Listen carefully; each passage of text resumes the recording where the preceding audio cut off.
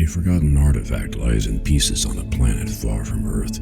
Few know it exists except those who took it back and those whose ancestors created it.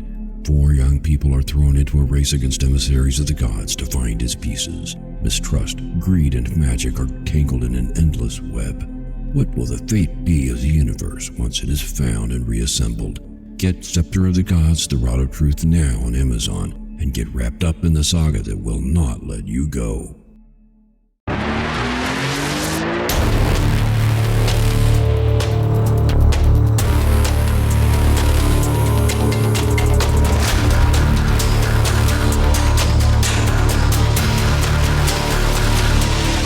Good morning and welcome to the Motivational Devotion, where we are merging motivation and spirituality to create a daily dose of confident positivity. I hope that this morning's podcast will help you to be more spiritually and positively motivated so that you can transform your day. What are you having for lunch this Thanksgiving? Certainly you already have a menu, or you're being asked to make something by someone who is in charge of the menu, or, well, maybe you're just tagging along and you're lucky enough to be the recipient of what other people are making. Regardless, you are looking forward to tomorrow to have a really great meal with friends and family, or maybe the next day or two after if you have to work, but still, whenever you'll have Thanksgiving. But it isn't just a meal, it's an occasion. It's an annual occasion, so it isn't even like a special dinner or a date or something. It is one of the few occasions that people all over our country share at the same time, looking forward to a meal to eat together. I mentioned yesterday something that I say now and again, which is that I face my challenges by saying I will devour them. I have the perspective of eating problems for breakfast, munching adversity for lunch, and dining on complex issues for dinner. So when I think of Thanksgiving dinner being a day or a few days away, since I will share with my loved ones on Saturday, it makes me think about also eating our problems. Haven't you heard people talk about eating their stress? They don't mean it the way I was saying, at least not the people I've heard say that. They're talking about eating unhealthy things, heavy carb things, heavy fat things that make them cope better with their stress, or so they think. But it doesn't work that way. If that's how you eat your problems, then you'll just have more problems. Different ones, probably, but more. If you really want to eat your stress, look at what is causing your stress and devour that. I was in a job that was causing me huge amounts of stress, so much so that I was struggling with high blood pressure. I'm not the kind of person who runs from problems, and so I looked at the details of that job, and I tried to figure out which pieces of it could be let go as being unnecessary. I looked at what could be given to someone else who had a little more time available. I looked at which of my responsibilities took me more time than they should to see how I could get better at them, find easier ways of doing them, or just get faster by repetition.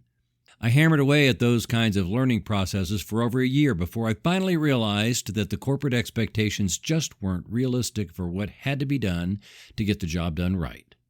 Also, as I've been on a spiritual journey in pursuit of lifelong goals for a long time now, I came to realize that my goals were coming along well and that I didn't have to stay in that job. It was causing me overwhelming amounts of stress at that point because it was past time for me to walk away from it. At that point, I devoured my stress by walking away from the table. You don't have to continue consuming what does not feed your spirit. But here is an interesting thing about problems, stress, issues, setbacks, or anything else that seems to be an obstacle. Those things don't exist tomorrow because tomorrow isn't yet. In fact, tomorrow really never does exist except in our minds. Yes, we know that within the next 24 hours there will be a different set of experiences between sunrise and sunset, and refer to that as tomorrow. But when we wake up and we are then in that time frame, it will be today. People commonly push the idea to not bring yesterday's problems into today, to let them go, let them stay in the past.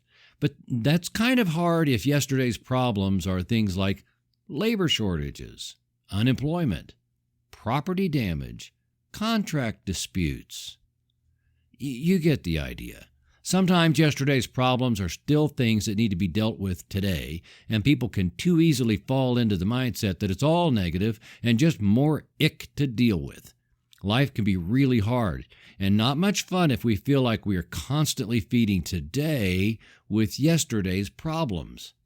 That's not a very good spiritual diet and not very motivational either, is it? So here is an idea in the spirit of Thanksgiving this week.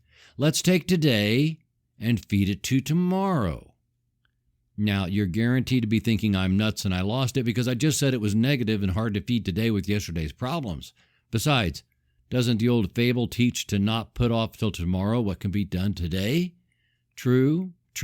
However, I'm not talking about waiting until tomorrow to feed it yesterday. I'm talking about living in today and feed tomorrow with today.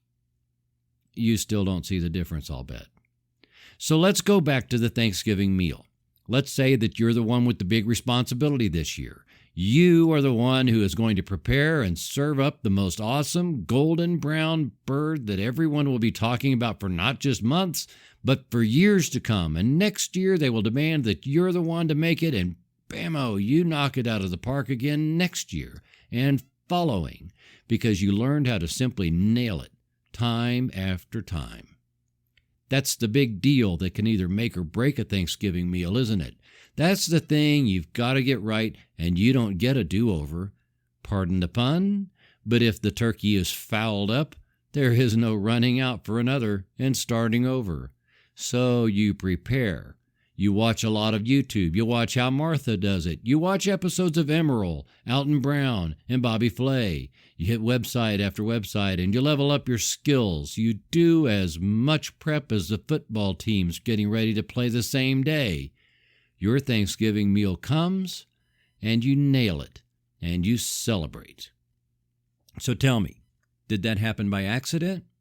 No, it did not happen by accident. It happened on purpose. It happened on your purpose. And here is the key thing. It did not happen just that day. It happened the day before, and the day before, and maybe even the day before that. You had to buy the supplies. You had to spend time learning. You might have even done a trial run with a smaller bird just to be sure. You overcame the challenge before there was a problem. You fed tomorrow with your today. And then you fed the next tomorrow with the today that was previously tomorrow. You kept doing the best you could with your today and fed that into the next day.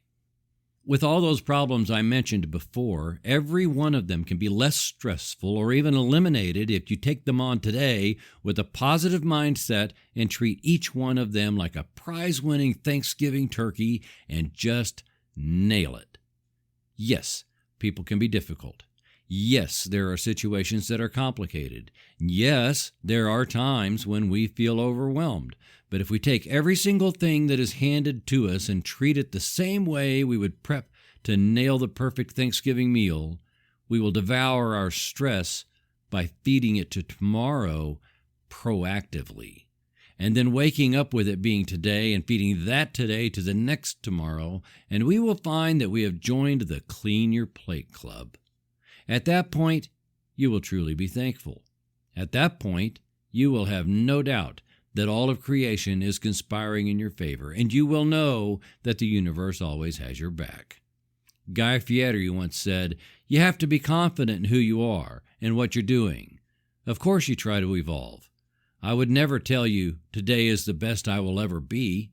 I'm always trying to be a better chef, a better dad, a better person." Thank you for taking the time to listen today. Please help keep this podcast going by following the Motivational Devotional Facebook page, following @Threefold Way Radio on Twitter, and sharing the written format of today's message from motivational-devotional.com on your social media. I am deeply grateful for your support, and thank you for letting Motivational Devotional be part of your journey. Peace out.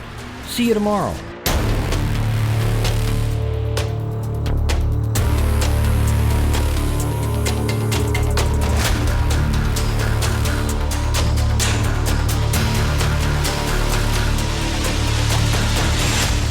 Motivational Devotional is a production of Threefold Way Radio, LLC.